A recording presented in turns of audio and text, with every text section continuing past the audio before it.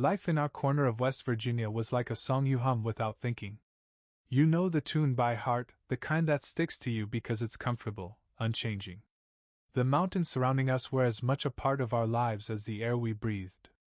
The sky shifted between deep gray clouds and crisp, sunlit blue, and the smell of pine and distant wood smoke was everywhere. It was the kind of place where people waved at each other just because. My wife, Jenna, and I had been married for almost 14 years. We lived in a modest but comfortable house at the end of a gravel road, the kind where every creak in the floorboards seemed to tell a story. Our daughter, Emily, just turned 12. She was the light of our lives, whip-smart with a knack for noticing the things adults missed. Jenna and I met at a summer fair when we were kids. She was all sun-kissed skin and bright laughter, the prettiest girl in the whole county. We started dating after high school, and by the time I was working at the paper mill and she was helping her parents run their diner, it felt like a lifetime together already. Our roots went deep here, tied to the land and its people. That's why I was blindsided when I found out the truth, when everything I thought I knew about my wife, my marriage, and my life fell apart. It started with something so small, I wouldn't have given it a second thought if I hadn't been paying attention. Jenna was planning a solo weekend at her family's lake house about an hour out of town. She said she wanted some quiet time to write, which made sense. She'd been working on a memoir for a few months, filling notebooks with memories and musings about growing up in Appalachia. I didn't think much of it. She left on a Friday afternoon, kissing Emily and me goodbye with promises to call when she got there. Emily waved from the porch, her red curls glowing in the late sunlight, while I stood by the truck, watching the dust from Jenna's car fade into the distance. For the first night, everything seemed fine. Jenna called to let us know she'd arrived safely and told Emily to behave herself. "Be good for your dad," she said, laughing lightly. "I know how you two get without supervision." The next morning, though, I noticed something odd. Her laptop bag was still in the corner of the living room. Jenna was meticulous about her writing gear, never leaving home without it if she had plans to write. I stared at it for a long moment, a flicker of unease tightening in my chest. I told myself she probably just forgot it. Everyone forgets things sometimes, right? The day passed quietly. Emily had a sleepover with her best friend, Lily, and I spent the evening in the shed tinkering with my fishing rods. But that little detail, the laptop, kept tugging at the back of my mind. The next morning, Emily was still at Lily's, and I figured I'd surprise Jenna by driving out to the lake house with her laptop. She'd probably laugh it off, say something like, "That's why I keep you around," and we'd spend a couple of hours together before I headed back. The drive out to the lake house was a familiar one. The road snaked through valleys and climbed ridges, the trees arching overhead in places like a cathedral. I knew every bend, every dip in the road. It was our place, a refuge from the world. Or at least, I thought it was ours. When I pulled up to the house, the first thing I noticed was the second car parked in the driveway. A newer model sedan, bright silver, with out-of-state plates. The tightness in my chest returned, this time sharper, like a blade pressing into my ribs. I turned off the engine and sat there, staring at the car. Maybe it was a friend from college stopping by, I told myself. Or someone from her writing group. But why wouldn't she have mentioned it? We talked about everything. I stepped out of the truck, gravel crunching under my boots, and walked toward the front door.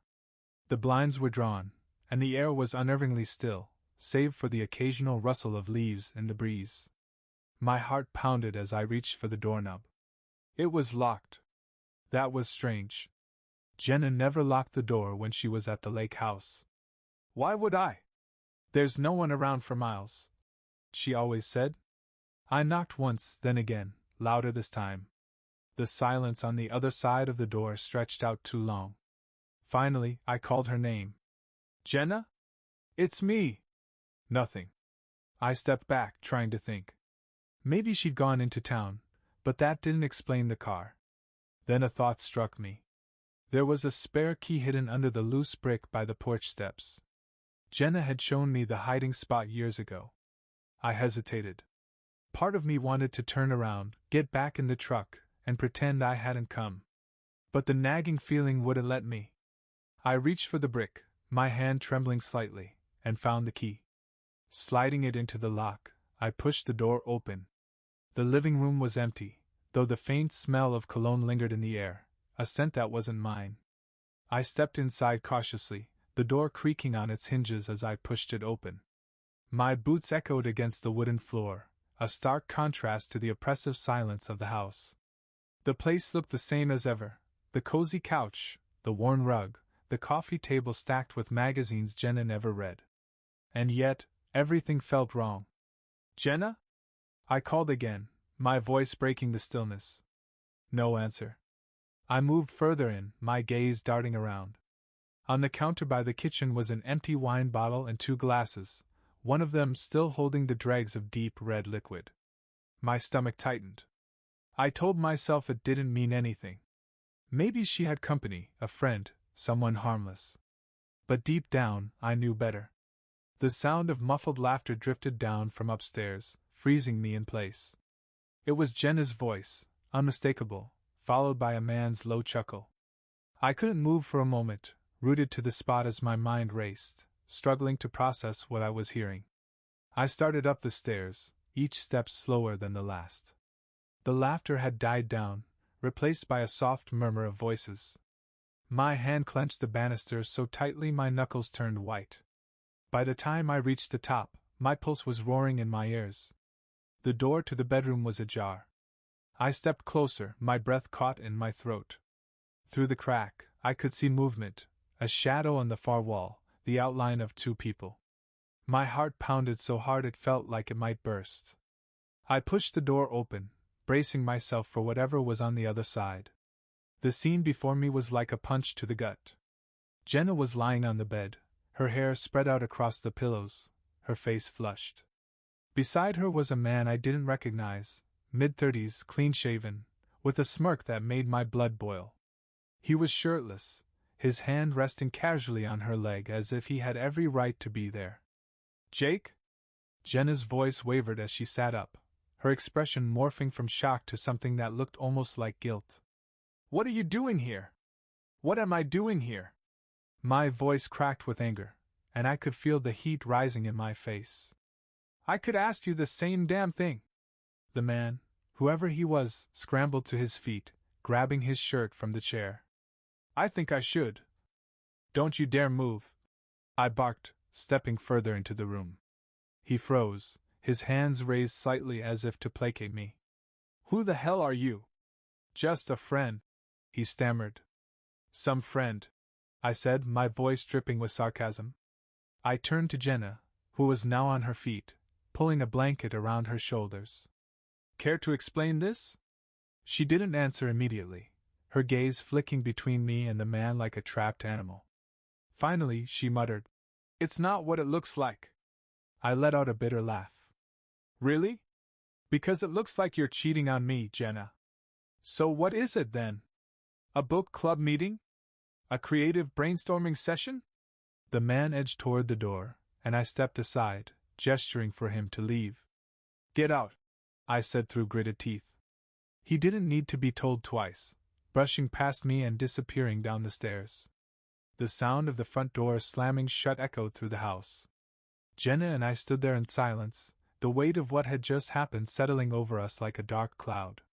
"You have no idea what's been going on," Jenna said finally, her voice trembling. "You're never around. You don't. Don't you dare try to make this about me." I cut her off, my voice low but sharp. "You're the one sneaking off to the lake house with some guy while I'm at home with Emily. Do you have any idea what this is going to do to her?" Jenna flinched, and for a moment I thought she might cry. But then her expression hardened. "You've been distant for years, Jake. You don't see me anymore. I feel like a ghost in our marriage." I stared at her, disbelief mingling with anger. "So your solution is to jump into bed with someone else? That's how you fix things?" She didn't answer, her eyes dropping to the floor. I shook my head, the weight of her betrayal settling heavily on my shoulders. "I trusted you, Jenna. I believed in us. How long has this been going on?"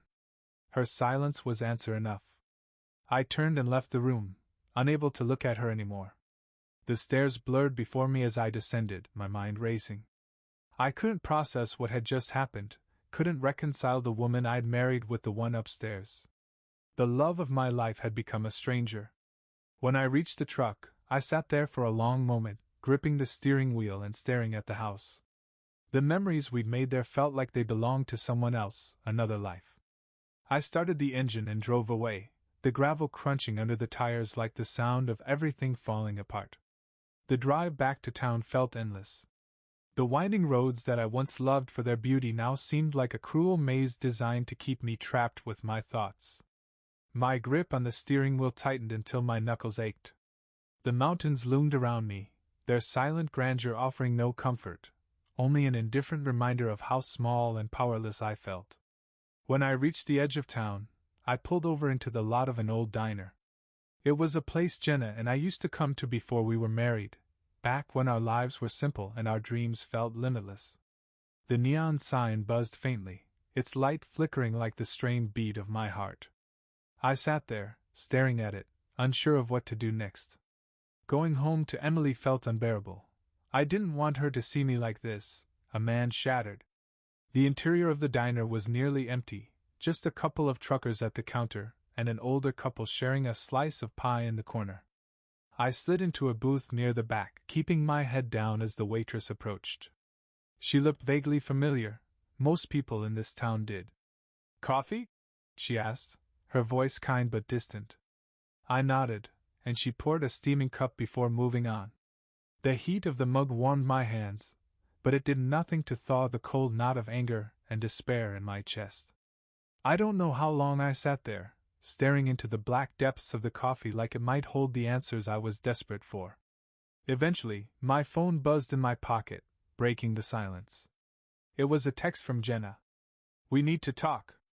I stared at the words, my jaw tightening. Talk? Now she wanted to talk? After what I'd walked in on. I tossed the phone onto the table, letting it vibrate again and again as she followed up with more messages. I didn't bother to read them.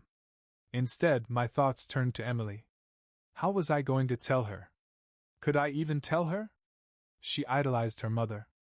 Jenna had always been the one who helped with homework, who braided her hair, who made her laugh when she was sad. I didn't know how to protect her from this, from the ugliness that had suddenly taken root in our lives. By the time I left the diner, the sun was setting, casting long shadows across the street. The town felt different somehow, as though everyone could see my shame written on my face. I drove home slowly, taking the back roads, stalling for time I knew I didn't have. When I walked through the door, the house was quiet. Emily was already back from her sleepover, curled up on the couch with her favorite book. She looked up as I came in, her bright eyes searching my face. "Hey, Dad. You okay?" I forced a smile, though it felt like my face might crack under the strain. "Yeah, sweetheart. Just tired. How was Lily's?" Her face lit up as she launched into a story about the games they'd played and the silly things her friend's little brother had done. I nodded along, making the right noises, but my mind was elsewhere. I kept picturing Jenna at the lake house, the way she looked when she realized she'd been caught. The sound of their laughter replayed in my head like a broken record. After Emily went to bed, I sat alone in the living room, the silence pressing down on me like a weight. I thought about calling my brother, Nick, who lived in Charleston. He was the kind of guy who always had a plan, who could talk his way out of anything. But something stopped me. Maybe it was pride, or maybe it was the fear of saying it out loud, of making it real. At some point, I fell asleep on the couch. When I woke, the room was bathed in the dim gray light of dawn. My phone was buzzing on the coffee table. It was Jenna again. I let it ring until it stopped, then picked it up to check the voicemail. Her voice was shaky, almost desperate. "Jake, please. I know you're angry, but we have to talk. Not for me, for Emily. I'm coming home today. We'll figure this out, I promise." I didn't know what was more infuriating, the audacity of her plea or the way my heart ached at the sound of her voice. No matter how much she had hurt me, A part of me still wanted to believe in the woman I had fallen in love with. But that woman felt like a ghost now, a memory I couldn't reach. When Jenna arrived that afternoon, I was in the yard, chopping wood. It was something I did when I needed to clear my head, the rhythmic swing of the axe a kind of therapy. She pulled into the driveway slowly, stepping out of the car with hesitation. I didn't stop what I was doing, didn't look up as she approached.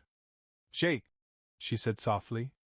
I split another log before turning to face her. "What do you want, Jenna?" She flinched at the coldness in my tone. "We need to talk. Please. Let me explain." "Explain?"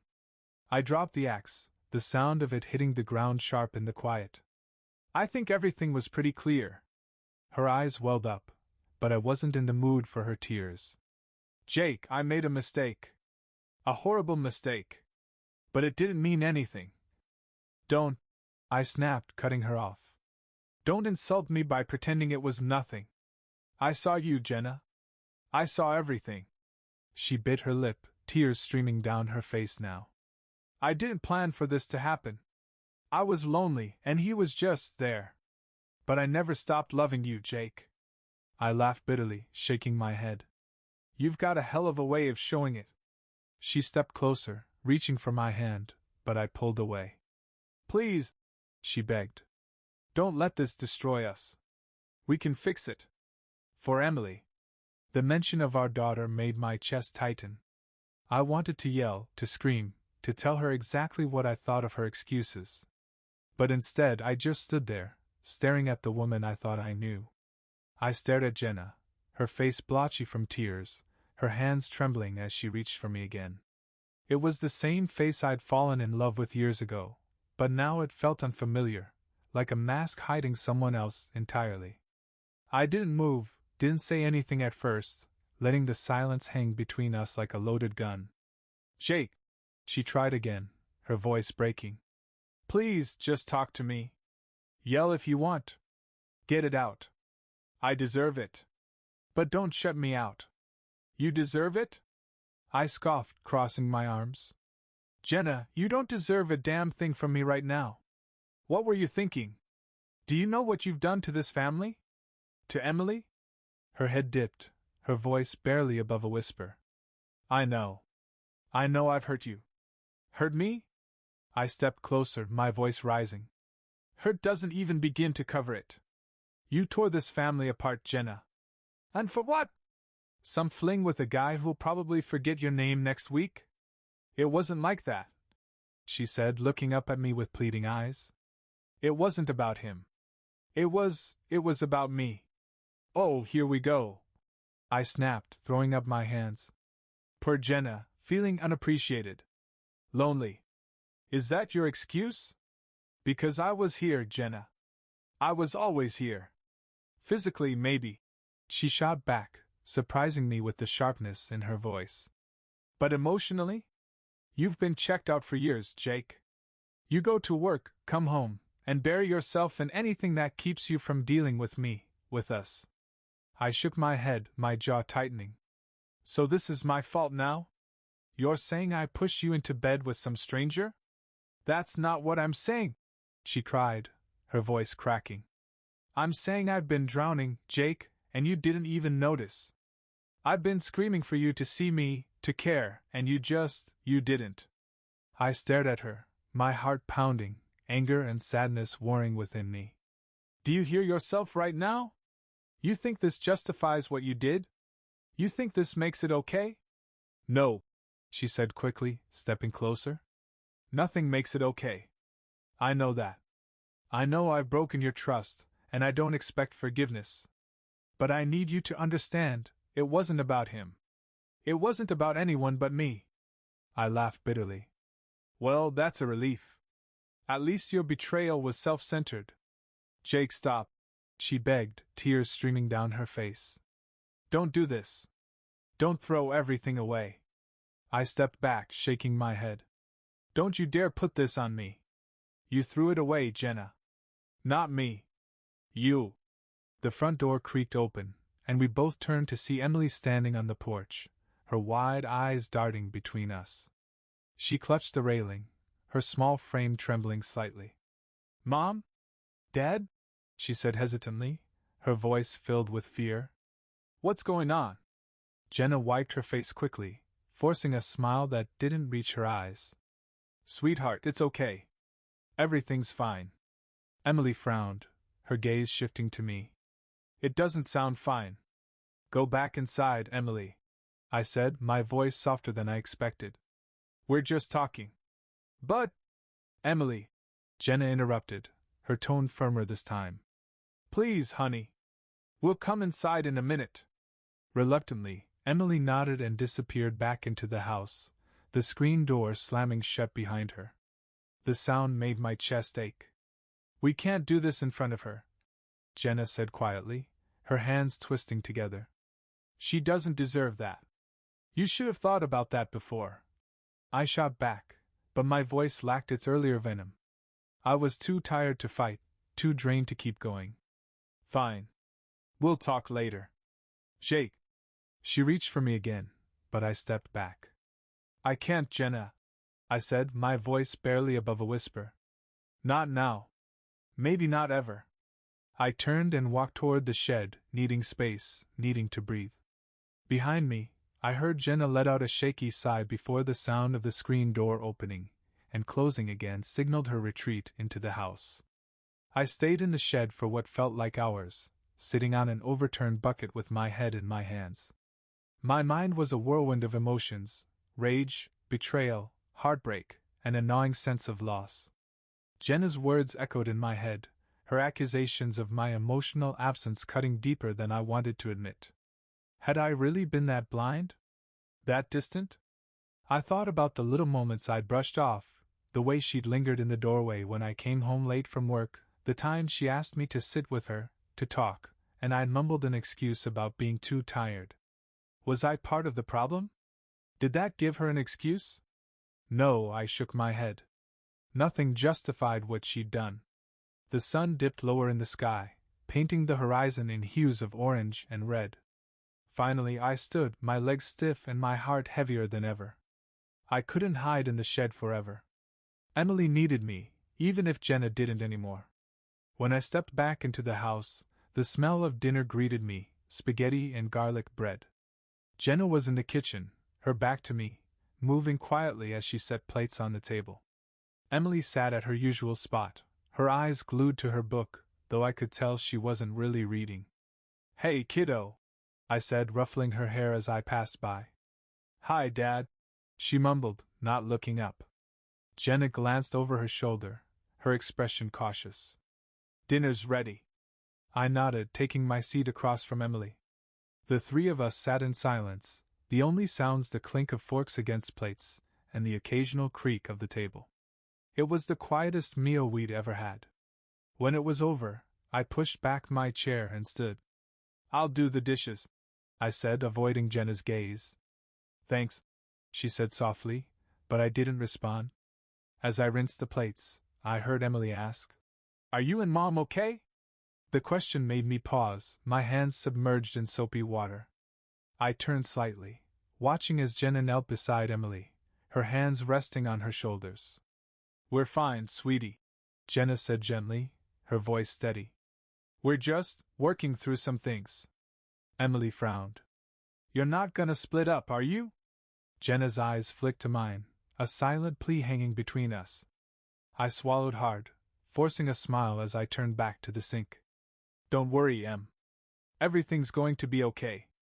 I didn't know if I believed it, but for her sake, I had to try. The night stretched long and heavy, each tick of the clock a reminder that the world wouldn't stop for my shattered life. After tucking Emily into bed, I sat in the living room nursing a beer, the sound of the bottle cap rolling across the coffee table oddly soothing. Jenna was upstairs, and the silence between us was deafening. I didn't know how to bridge the canyon that had formed between us, if I even wanted to try. I was halfway through the beer when my phone buzzed on the table. Picking it up, I saw a text from Nick. "You okay? You've been quiet lately." Nick wasn't one to pry, but he had a knack for sensing when something was wrong. For a moment, I debated brushing him off with a quick, "I'm fine," But then I realized I didn't want to carry this alone anymore. My thumbs hovered over the screen before I finally typed. Jenna's been cheating on me. Walked in on her at the lake house. The reply came almost instantly. Holy shit. Are you serious? Who? Some guy. No idea who he is. Out of state plates. Doesn't matter. There was a pause before the next text. Want me to come down? We can talk. Or drink. Or both. I smiled faintly, appreciating the offer. Not yet. Thanks though. I'll let you know. Nick's support was a small comfort, but it didn't solve the mess I was in. After finishing the beer, I turned off the lights and went upstairs. Jenna was already in bed, lying on her side with her back to me. I stood in the doorway for a moment, staring at the outline of her body in the faint light from the hallway. This was the woman I had built my life with, the mother of my child, and now she felt like a stranger. I climbed into bed without a word, keeping to my side. The mattress shifted slightly as she turned to face me. Jake? Her voice was tentative, barely a whisper. What? I muttered, my eyes fixed on the ceiling. Can we talk? Please? I let out a slow breath, debating whether to shut her down or let her speak. Finally I said, Go ahead. She shifted closer, her voice trembling. I know you don't want to hear this, but I need you to know, it was never about not loving you. I've always loved you, Jake. Funny way of showing it, I said bitterly, my hands clenching the blanket. I'm not excusing what I did, she said quickly. I'm not. But I've felt invisible for so long. Like I'm just here to keep the house running, to take care of Emily, to do all the things no one notices. And I wanted to feel like I mattered. You mattered, I said, turning to look at her. You mattered to me, to Emily. We were your family, Jenna. Did we really mean so little to you that you had to look somewhere else? Her eyes filled with tears, and she reached for my hand, but I pulled away. You mean everything to me, she whispered. That's why I'm begging you to give me a chance to make this right. I don't know if you can, I said flatly, rolling over to face the wall. I don't even know if I want you to. She let out a shaky breath, her voice breaking. Jake, I'll do anything. Therapy, counseling, whatever it takes. I'll prove to you that this can work. That we can work. I didn't answer. I couldn't. My mind was too clouded with anger and hurt to see past the betrayal. After a long silence, I heard her whisper, Good night, before turning away. The next day, I threw myself into work, desperate for a distraction. The paper mill was a world of noise and motion, and I welcomed the chaos. My coworkers noticed I was quieter than usual, but no one pressed me, which I was grateful for. By the time I clocked out, I was exhausted, physically and emotionally. On the drive home, I stopped by Nick's favorite bar. It was a divey little place on the edge of town, the kind where the jukebox played old country songs, and the beer was always cold. Nick was already there, nursing a whiskey at the bar. Jake, he said, clapping me on the shoulder as I sat down. Good to see you. What's the plan? Venting or getting hammered? Let's start with venting, I said with a weak smile, waving at the bartender. Beer, please. Nick waited until I had my drink before leaning in. All right, spill. What happened? I told him everything, the lake house, the stranger, the excuses Jenna had tried to give. He listened quietly, his expression darkening with every word. She's out of her damn mind, he said when I finished. And this guy, what, he just waltzes into your life and wrecks it. Unbelievable. It's not just him, I said bitterly. It's her. She made the choice. Nick nodded, his jaw tight. So what now? You staying or going? I don't know, I admitted, taking a long swig of my beer. Emily complicates things. I can't just walk out and leave her behind. But I can't look at Jenna the same way anymore. Hell, I can't even be in the same room with her without wanting to scream. You've got options, Nick said. Divorce isn't the end of the world, you know. And you'd still see Emily. I rubbed my face, exhaustion washing over me. I don't want to put her through that. She's just a kid. She doesn't deserve this. She doesn't deserve parents who hate each other either, Nick pointed out. Look, you don't have to decide right now. But don't let her manipulate you into staying if it's just going to make you miserable. I won't, I said, though the truth was, I didn't know what I would do. All I knew was that the life I thought I had was gone, and I had no idea how to rebuild it. By the time I got home, the house was dark. Emily was probably asleep, and Jenna, mercifully, hadn't waited up. I quietly hung my coat on the rack and went straight to the couch, not wanting to share the bed with her.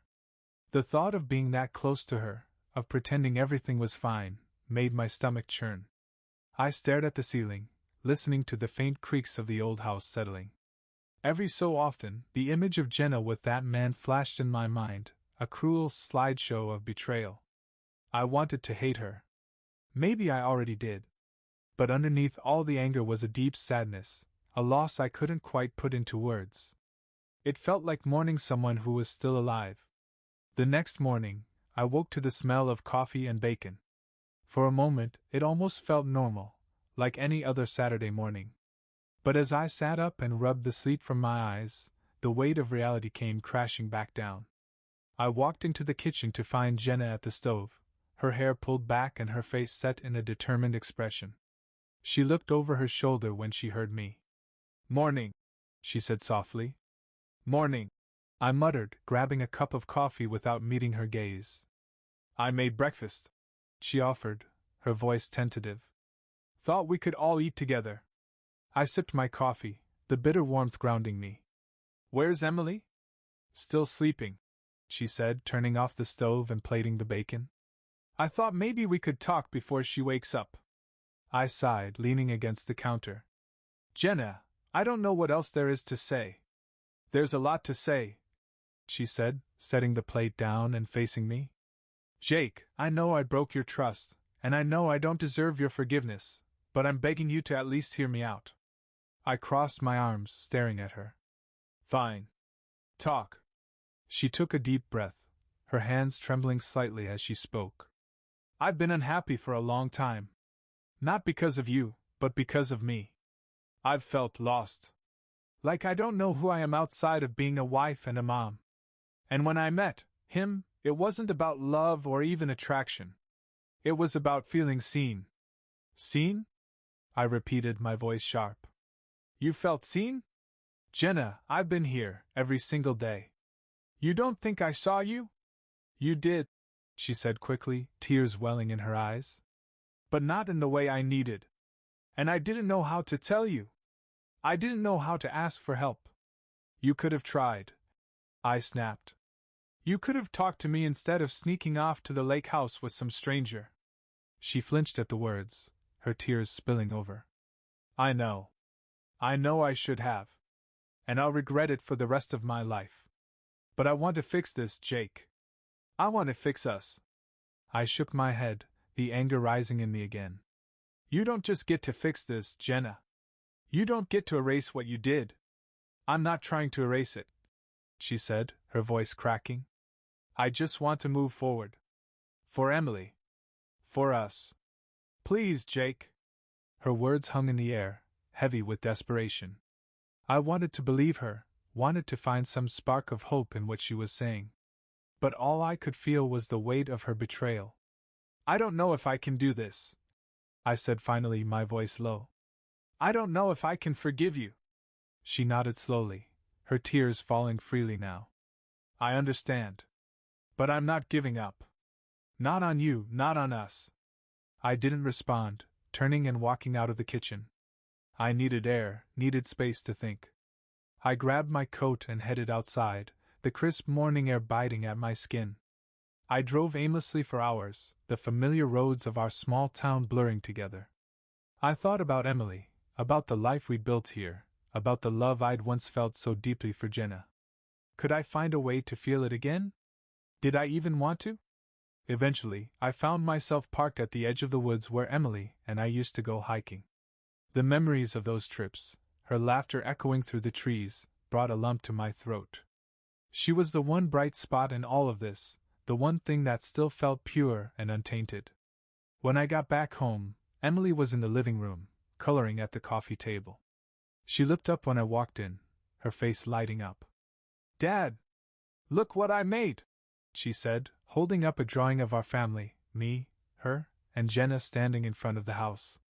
"That's beautiful, kiddo," I said, ruffling her hair as I sat beside her. My heart ached as I looked at the drawing, knowing how much she wanted everything to be okay. Jenna came in from the kitchen, wiping her hands on a towel. She paused when she saw us, her gaze lingering on the drawing. "Emily, that's wonderful," she said softly, her voice thick with emotion. Emily beamed. "Thanks, Mom!" I glanced at Jenna, our eyes meeting briefly before I looked away. The unspoken tension between us was almost unbearable, but for Emily's sake, I forced a smile. "Come on, kiddo," I said, standing up. "Let's hang it on the fridge." That night, after Emily was asleep, Jenna and I sat in the living room, the silence stretching between us. Finally, she spoke. "Jake, I know I've said this already, but I'll say it 1,000 times if I have to. I'm sorry. And I'll do whatever it takes to make this right." I stared at her, my heart heavy. "It's not that simple, Jenna. You don't just get to say sorry and fix everything." "I know," she said, her voice trembling. "But I'm willing to try if you are." I leaned back, closing my eyes. I didn't know if I had the strength to try. But as much as I hated what she'd done, part of me wasn't ready to let go of everything we'd built. "Not yet. One step at a time," I said finally, my voice barely audible. Her breath hitched, and she nodded. "One step at a time." The next few weeks were a delicate balancing act, like walking a tightrope over a chasm filled with every raw emotion I'd ever felt. Jenna and I weren't us anymore. We were two people trying to navigate the ruins of what used to be a marriage. And Emily, sweet Emily, was the glue holding us together, even if she didn't know it. Jenna started seeing a therapist almost immediately. It was one of the conditions I laid down when we agreed to try, if I could even call it that. I wasn't sure if her efforts were genuine or if she was just trying to look good for me. Either way, she went, and she came back quieter, more reflective, as though she were trying to piece herself together. One evening, as Emily worked on her homework at the kitchen table, Jenna approached me cautiously. I was sorting through bills, trying to make sense of the mounting stack of envelopes that seemed to mirror the chaos of my life. "Jake," she began softly. "Can we talk? Just for a minute?" I sighed, setting the papers down. "What is it?" She pulled out a chair and sat across from me, her hands folded on the table. "I've been thinking a lot about everything, about what I've done, about what I've put you through. And I wanted to ask if you'd be willing to go to counseling with me. Together." I stared at her, the idea swirling in my mind. "Why?" "Because we need help," she said simply. "I know I broke us, and I can't fix it on my own. If we have any chance of moving forward, we need to do it together." I leaned back, crossing my arms. "And what makes you think counseling will change anything? You think sitting in a room with a stranger is going to erase what you did?" "No," she admitted, her eyes shining with tears. "But it might help us understand each other. And maybe it'll give us a way to move forward, even if it's not together." That last part caught me off guard. For all her pleading and apologies, this was the first time she'd acknowledged the possibility that we might not make it. I rubbed my temples, the weight of the decision pressing down on me. Finally, I nodded. "Fine. I'll go. But don't expect miracles, Jenna."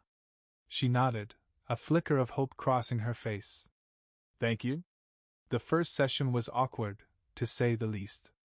We sat in a small, cozy room with a middle-aged woman named Claire, who had a calming presence that somehow made me feel more irritated.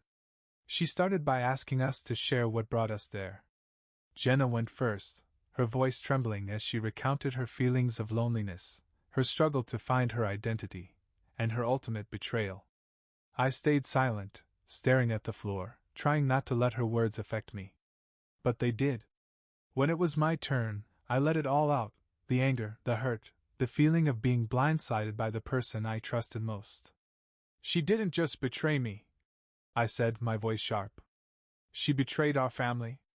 Our daughter. Jenna flinched, but Claire interjected gently. Jake, it's important to express your feelings, but it's equally important to listen. Jenna, what do you hear Jake saying? Jenna looked at me, her eyes filled with regret. I hear that I hurt you in a way I can never undo. And that you're angry because I took away something we built together. Her words were like a knife, twisting in my chest. I wanted to scream at her, to make her feel the pain she'd caused me. But instead I just nodded, my jaw tight. The session ended with no breakthroughs, just a small suggestion to keep communicating, even if it was hard. I left feeling as raw as I had when I'd walked in. At home, things were different. Jenna was trying, I could see that. She cooked meals, helped Emily with her homework, and tried to engage me in conversation. But it all felt forced, like she was playing a part in a play I didn't want to watch. One night, as we sat on the porch after Emily had gone to bed, Jenna broke the silence.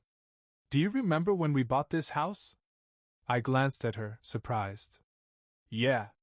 You fell in love with it the second you saw the porch swing. She smiled faintly, her fingers tracing the armrest of the swing. I thought it was perfect. I imagined us sitting out here, growing old together. I didn't respond, the weight of her words hanging heavy in the air. I still want that, she said softly. I know I don't deserve it, but I do. I sighed, leaning back against the swing. Jenna, I don't know if we can ever get back to that. I don't know if I'll ever be able to trust you again. I understand, she said, her voice barely above a whisper. But I'll keep trying, Jake. As long as it takes. Over the next few weeks, we continued counseling, each session peeling back layers of pain and resentment. There were moments when I thought it might be working, moments when I saw glimpses of the Jenna I used to know. But there were also moments when I wanted to give up, to walk away and never look back. One evening, as I sat in the living room, Emily came in holding a photo album. She climbed onto the couch beside me, flipping through the pages. Look, she said, pointing to a picture of Jenna and me on our wedding day. You guys look so happy. I forced a smile, my chest tightening. We were, kiddo. Do you think you'll be happy again? She asked, her voice filled with innocent hope. I swallowed hard, pulling her into a hug. I don't know, Emily. But I'll do everything I can to make sure you are. Days turned into weeks, and the heaviness of everything began to ebb and flow. Some days were tolerable, others felt unbearable. Counseling sessions were consistent, though breakthroughs came in fits and starts.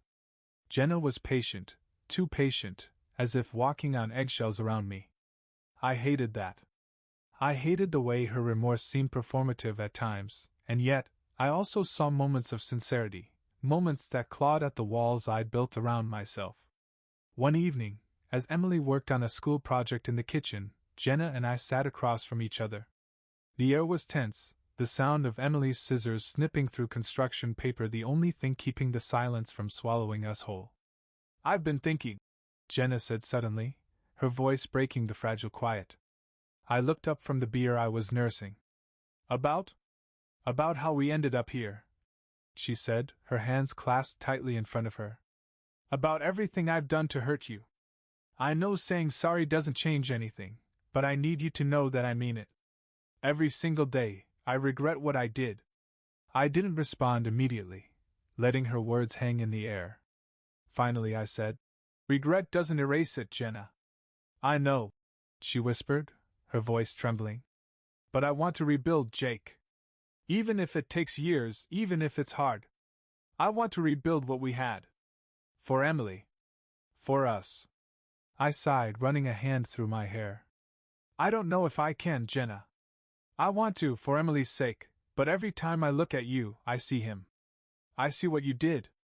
Her face crumpled, and she quickly looked away, as if trying to hide her tears from Emily, who was still focused on her project. I'll keep trying, she said after a long pause. I'll keep trying because I love you, Jake. Even if you never believe me again, I do. I didn't answer. I didn't know how to.